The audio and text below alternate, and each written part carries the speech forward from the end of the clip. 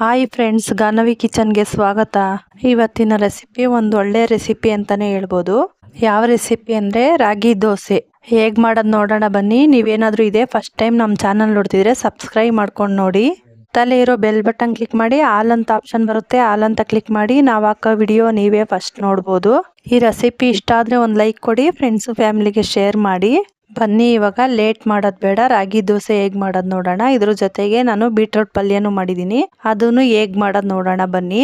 ನಿಮಗೆ ರಾಗಿ ದೋಸೆಗೆ ಪಲ್ಯ ಇಷ್ಟ ಆಗಿಲ್ಲ ಅಂದರೆ ಚಟ್ನಿ ಆದರೂ ಮಾಡ್ಕೋಬೋದು. ಟೊಮೊಟೊ ಚಟ್ನಿ, ಈರುಳ್ಳಿ ಚಟ್ನಿ, ತೆಂಗಿನಕಾಯಿ ಚಟ್ನಿ ಯಾವುದಾದ್ರೂ ಮಾಡ್ಕೊಬೋದು. ಬನ್ನಿ ಇವಾಗ ರಾಗಿ ದೋಸೆ ಹೇಗೆ ಮಾಡೋದು ನೋಡೋಣ. ನಾನಿಲ್ಲಿ ದೋಸೆ ಹಿಟ್ಟು ತೊಗೊಂಡಿದ್ದೀನಿ. ದೋಸೆ ಹಿಟ್ಟಿಗೆ 1 ಕಪ್ ಅಷ್ಟು ರಾಗಿ ಹಿಟ್ಟು ಸೇರಿಸ್ಕೊತಾ ಇದ್ದೀನಿ. 1 ಕಪ್ ಅಷ್ಟು ರಾಗಿ ಹಿಟ್ಟು ಸೇರಿಸ್ಕೊಂಡಿದ್ದಾಯ್ತು. ಇದನ್ನ ಚೆನ್ನಾಗಿ ಮಿಕ್ಸ್ ಮಾಡ್ಕೊಬೇಕು. ಇದಕ್ಕೆ ಸ್ವಲ್ಪ ಎಕ್ಸ್ಟ್ರಾ ನೀರು ಸೇರಿಸ್ಕೊಂಡು 1 ಗಂಟೆ ಇಲ್ದಂಗೆ ಮಿಕ್ಸ್ ಮಾಡ್ಕೊಂಡು ಕಲ್ಸ್ಕೋಬೇಕು. ನಾನಿಲ್ಲಿ ಉಳ್ದಿರೋ ದೋಸೆ ಹಿಟ್ಟು ತೊಗೊಂಡಿದ್ದೀನಿ. ದೋಸೆ ಹಿಟ್ಟು ಇಡ್ಲಿ ಹಿಟ್ಟಲ್ಲೆಲ್ಲ ಮಾಡ್ಕೋಬಹುದು ಈ ತರ ರಾಗಿ ದೋಸೆ. ಈ ತರ ಮಾಡ್ಕೊಳಕ್ ನಿಮ್ಗೆ ಇಷ್ಟ ಆಗಿಲ್ಲ ಅಂದ್ರೆ ರಾಗಿ ಹಿಟ್ಟು ಕಲ್ಸ್ಕೊಂಡು ಅದಕ್ಕೆ ಒಂದು ಅರ್ಧ ಕಪ್ ರವೆ ಸೇರಿಸ್ಕೊಂಡು ಮಿಕ್ಸ್ ಮಾಡಿ ಒಂದು 10 ನಿಮಿಷ ಬಿಟ್ಟು ದೋಸೆ ಮಾಡ್ಕೋಬಹುದು. ಅದು ಚೆನ್ನಾಗಿ ಬರುತ್ತೆ. ಬನ್ನಿ ಇವಾಗ ದೋಸೆ ಹಿಟ್ಟೆಲ್ಲ ರೆಡಿ ಮಾಡ್ಕೊಂಡಿದ್ದಾಯ್ತು. ಪಲ್ಯ ಹೇಗೆ ಮಾಡೋದು ನೋಡೋಣ. ಬೀಟ್ರೋಟ್ ಪಲ್ಯ. ನಾನಿಲ್ಲಿ ಸ್ಟವ್ ಮೇಲೆ ಒಂದು ಕಡಾಯಿ ಇಟ್ಕೊಂಡಿದ್ದೀನಿ. ಕಡಾಯಿ ಬಿಸಿ ಆದ್ಮೇಲೆ ಒಂದು 4 ರಿಂದ 5 ಟೇಬಲ್ ಸ್ಪೂನ್ ಅಷ್ಟು ಎಣ್ಣೆ ಬಿಸಿ ಆದ್ಮೇಲೆ ಸಾಸಿವೆ, ಕರಿಬೇವಿನ ಸೊಪ್ಪು ಸೇರಿಸಿ ಒಗ್ಗರಣೆ ಮಾಡ್ಕೋಬೇಕು. ಒಗ್ಗರಣೆ ಆದ್ಮೇಲೆ 2 ಈರುಳ್ಳಿ ಸೇರಿಸ್ಕೊಂಡು ಕಲರ್ ಚೇಂಜ್ ಆಗೋವರೆಗೂ ಫ್ರೈ ಮಾಡ್ಕೊಂಡಿದ್ದೀನಿ. ಇವಾಗ ಈರುಳ್ಳಿ ಎಲ್ಲ ಚೆನ್ನಾಗಿ ಕಲರ್ ಚೇಂಜ್ ಆಗಿದೆ. ಈರುಳ್ಳಿ ಎಲ್ಲ ಚೆನ್ನಾಗಿ ಫ್ರೈ ಆದ್ಮೇಲೆ ನಾನಿಲ್ಲಿ 1 ಸ್ಪೂನ್ ಅಷ್ಟು ಸಾಂಬಾರ್ ಪುಡಿ ಸೇರಿಸ್ಕೊತಾ ಇದ್ದೀನಿ. ನಾನಿಲ್ಲಿ ಒಂದು ಅರ್ಧ ಕೆಜಿ ಅಷ್ಟು ಬೀಟ್ರೋಟ್ ತೊಗೊಂಡಿದ್ದೀನಿ. ನೀವೇನಾದರೂ ಅದಕ್ಕಿಂತ ಕಡಿಮೆ ತಗೊಂಡ್ರೆ ಸಾಂಬಾರ್ ಪುಡಿ ಕಮ್ಮಿ ಸೇರಿಸ್ಕೊಳ್ಳಿ. ಸಾಂಬಾರ್ ಪುಡಿ ಹಾಕಿ ಚೆನ್ನಾಗಿ ಫ್ರೈ ಮಾಡ್ಕೋಬೇಕು ಎಣ್ಣೆಲೆ ಫ್ರೈ ಮಾಡ್ಕೊಂಡಿದ್ದಾದ್ಮೇಲೆ 1 ಗ್ಲಾಸ್ ಅಷ್ಟು ನೀರು ಸೇರಿಸ್ಕೊಂಡು ಸ್ವಲ್ಪ ಫ್ರೈ ಮಾಡಿ ರುಚಿಗೆ ತಕ್ಕಷ್ಟು ಉಪ್ಪು ಸೇರಿಸ್ಕೊಬೇಕು. ಇವಾಗ ರುಚಿಗೆ ತಕ್ಕಷ್ಟು ಉಪ್ಪು ಸೇರಿಸ್ಕೊಂಡಿದ್ದಾಯ್ತು. ಒಂದು 5 ನಿಮಿಷ ಚೆನ್ನಾಗಿ ಕುದಿಯಾಗಿ ಬಿಡಬೇಕು. ಈ ತರ ಕುದ್ದಿದಾದ್ಮೇಲೆ ಬೀಟ್ರೋಟ್ ಎಲ್ಲ ತುರ್ದಿರೋದನ್ನ ಸೇರಿಸ್ಕೊಬೇಕು. ಈ ತರ ಮಾಡ್ಕೊಳ್ಳೋದ್ರಿಂದ ಬೀಟ್ರೋಟ್ ಪಲ್ಯ ಇನ್ನೂ ರುಚಿಯಾಗಿ ಬರುತ್ತೆ. ನಾವು ಸಾಂಬಾರ್ ಪುಡಿ ಹಾಕಿ ಸ್ವಲ್ಪ ಫ್ರೈ ಮಾಡ್ಕೊಂಡು 1 ಗ್ಲಾಸ್ ಅಷ್ಟು ನೀರು ಹಾಕೊಂಡು ಚೆನ್ನಾಗಿ ಕುದಿಸಿ ಈ ತರ ಬೀಟ್ರೋಟ್ ಹಾಕೊಬೇಕು. ನೋಡಿ ಇವಾಗ ಬೀಟ್ರೂಟ್ ಎಲ್ಲ ಸೇರಿಸ್ಕೊಂಡಿದ್ದಾಯ್ತು. ಒಂದ್ಸಲ ನೀಟಾಗಿ ಮಿಕ್ಸ್ ಮಾಡ್ಕೊಳ್ಳಿ. ಈ ತರ ಮಿಕ್ಸ್ ಮಾಡ್ಕೊಂಡಿದ್ದಾದ್ಮೇಲೆ ಒಂದು 5 ನಿಮಿಷ ಚೆನ್ನಾಗಿ ಬೇಯಕ್ ಬಿಡಬೇಕು. ಒಂದು 5 ನಿಮಿಷ ಬೇಯಕ್ ಬಿಟ್ರೆ ಸಾಕು, ಚೆನ್ನಾಗಿ ಬೆಂದಿರುತ್ತೆ. ಯಾಕಂದ್ರೆ ನಾವು ತುರ್ದ್ಬಿಟ್ಟು ಬೀಟ್ರೋಟ್ ಸೇರಿಸ್ಕೊಂಡಿದೀವಿ. ತುರ್ದಿರೋದು ಬೇಗನೆ ಆಗುತ್ತೆ ಪಲ್ಯ. ಒಂದು 5 ನಿಮಿಷ ಬೇಯಿಸ್ಕೊಂಡ್ರೆ ಸಾಕು. ಬೀಟ್ರೋಟ್ ಎಲ್ಲ ಚೆನ್ನಾಗಿ ಬೆಂದಿರುತ್ತೆ. ನೀವು ಈ ಸಮಯದಲ್ಲಿ ಬೀಟ್ರೋಟ್ ಬೆಂದಿದೆಯಾ ಇಲ್ವಾ ಚೆಕ್ ಮಾಡ್ಕೋಬಹುದು. ಬೆಂದಿಲ್ಲ ಅಂದ್ರೆ ಇನ್ನೊಂದು ಅರ್ಧ ಗ್ಲಾಸ್ ನೀರ್ ಹಾಕಿ ಸೇರಿಸಿ ಬೇಯಿಸಬಹುದು. ಬೀಟ್ರೂಟ್ ಎಲ್ಲ ಚೆನ್ನಾಗಿ ಬೆಂದಿದೆ. ಈ ಟೈಮಲ್ಲಿ ಉಪ್ಪು ಕಡಿಮೆ ಇದ್ರೆ ಉಪ್ಪು ಸೇರಿಸ್ಕೊಳ್ಳಿ. ಇವಾಗ ಲಾಸ್ಟ್ ಅಲ್ಲಿ ಸ್ವಲ್ಪ ಕೊತ್ತಂಬರಿ ಸೊಪ್ಪು ಸೇರಿಸಿ ಮಿಕ್ಸ್ ಮಾಡಿದ್ರೆ ಬೀಟ್ರೂಟ್ ಪಲ್ಯ ರೆಡಿ.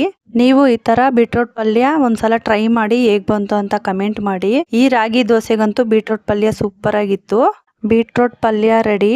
ಒಂದು ಲಿಡ್ಡು ಕ್ಲೋಸ್ ಮಾಡಿ. ಇವಾಗ ನಾವು ರಾಗಿ ದೋಸೆ ರೆಡಿ ಮಾಡೋಣ.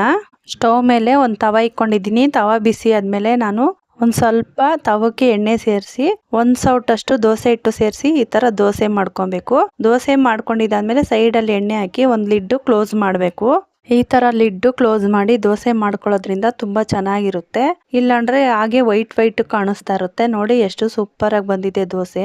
ಒಂದ್ ಸ್ವಲ್ಪನೂ ಕಚ್ಕೊಳ್ಳಲ್ಲ, ಆ ತರ ಬರುತ್ತೆ ಈ ದೋಸೆ. ಯಾವಾಗೂ ಇಡ್ಲಿ ದೋಸೆ ತಿಂದು ಬೇಜಾರಾಗಿದ್ರೆ ಉಳ್ದಿರೋ ಹಿಟ್ಟಲ್ಲಿ ಈ ತರ ಒಂದ್ಸಲ ಟ್ರೈ ಮಾಡಿ ಹೇಗ್ ಬಂತು ಅಂತ ಕಮೆಂಟ್ ಮಾಡಿ. ನೋಡಿ ಈ ತರ ದೋಸೆ ಹಿಟ್ಟು ಇಲ್ಲ ಇಡ್ಲಿ ಹಿಟ್ಟಲ್ಲಿ ನಾವು 2 ತರ 3 ತರ ಮಾಡ್ಕೋಬಹುದು. ಇಡ್ಲಿ ಹಿಟ್ಟಾದ್ರೆ ನಾವು ಇಡ್ಲಿ ಮಾಡಿ ದೋಸೆ ಮಾಡಿ ಈ ತರ ರಾಗಿ ದೋಸೆನೂ ಮಾಡ್ಕೋಬಹುದು.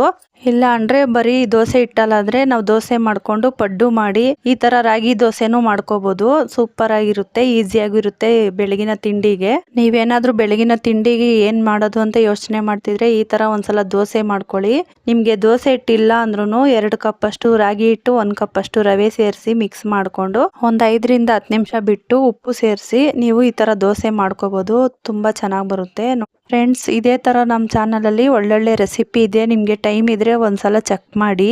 ನಿಮ್ಗೆ ಈ ರಾಗಿ ದೋಸೆಗೆ ಪಲ್ಯ ಬೇಡ ಅಂದ್ರೆ ಚಟ್ನಿನೂ ಮಾಡ್ಕೋಬಹುದು. ನಮ್ಮ ಚಾನಲಲ್ಲಿ ಈರುಳ್ಳಿ ಚಟ್ನಿ, ಟೊಮೊಟೊ ಚಟ್ನಿ, ಕಡಲೆ ಬೀಜ ಚಟ್ನಿ ಎಲ್ಲ ಇದೆ. ನಿಮ್ಗೆ ಯಾವ್ದು ಇಷ್ಟ ಆಗುತ್ತೋ ಅದು ಮಾಡ್ಕೊಳ್ಳಿ. ನೋಡಿ ಇವಾಗ ದೋಸೆ ಮಾಡ್ಕೊಂಡಿದ್ದಾಯ್ತು. ಸರ್ವ್ ಮಾಡೋಣ ಬನ್ನಿ. ನೋಡಿ ಎಷ್ಟು ಸೂಪರ್ ಆಗಿ ಬಂದಿದೆ ದೋಸೆ ಅಂತೂ. ಈ ರಾಗಿ ದೋಸೆ ಅಂತೂ ತುಂಬಾ ರುಚಿಯಾಗಿದೆ. ನಾವು ದೋಸೆ ಹಿಟ್ಟಿಗೆ ರಾಗಿ ಹಿಟ್ಟು ಸೇರಿಸಿ ನಾವು ಮಾಡಿದೀವಿ ಅಂತ ಅನ್ಸೋದೇ ಇಲ್ಲ, ಅಷ್ಟು ಚೆನ್ನಾಗಿರುತ್ತೆ ಈ ರಾಗಿ ದೋಸೆ. ನೀವು ಒಂದ್ಸಲ ಟ್ರೈ ಮಾಡಲೇಬೇಕು. ಓಕೆ ಫ್ರೆಂಡ್ಸ್, ಇದಾಗಿತ್ತು ಇವತ್ತಿನ ರೆಸಿಪಿ ಇಷ್ಟ ಆಗಿದ್ರೆ ಒಂದು ಲೈಕ್ ಕೊಡಿ, ಫ್ರೆಂಡ್ಸು ಫ್ಯಾಮಿಲಿಗೆ ಶೇರ್ ಮಾಡಿ. ನೀವೇನಾದರೂ ಇದೇ ಥರ ಈಜಿ ರೆಸಿಪಿಗೋಸ್ಕರ ಕಾಯ್ತಿದ್ರೆ ನಮ್ಮ ಚಾನಲ್ ಸಬ್ಸ್ಕ್ರೈಬ್ ಮಾಡ್ಕೊಂಡು ನೋಡಿ. ನಾವು ಹಾಕೋ ವಿಡಿಯೋ ನೀವೇ ಫಸ್ಟ್ ನೋಡ್ಬೋದು. ಪಕ್ಕದಲ್ಲೇ ಇರೋ ಬೆಲ್ ಬಟನ್ ಕ್ಲಿಕ್ ಮಾಡಿ ಆಲ್ ಅಂತ ಆಪ್ಷನ್ ಬರುತ್ತೆ, ಆಲ್ ಅಂತ ಕ್ಲಿಕ್ ಮಾಡಿ ನಾವು ಹಾಕೋ ವಿಡಿಯೋ ಎಲ್ಲ ನೀವೇ ಫಸ್ಟ್ ನೋಡ್ಬೋದು. ಓಕೆ ಫ್ರೆಂಡ್ಸ್, ನೆಕ್ಸ್ಟ್ ರೆಸಿಪಿಯಲ್ಲಿ ಸಿಗ್ತೀನಿ. Thanks for watching. ಬಾಯ್.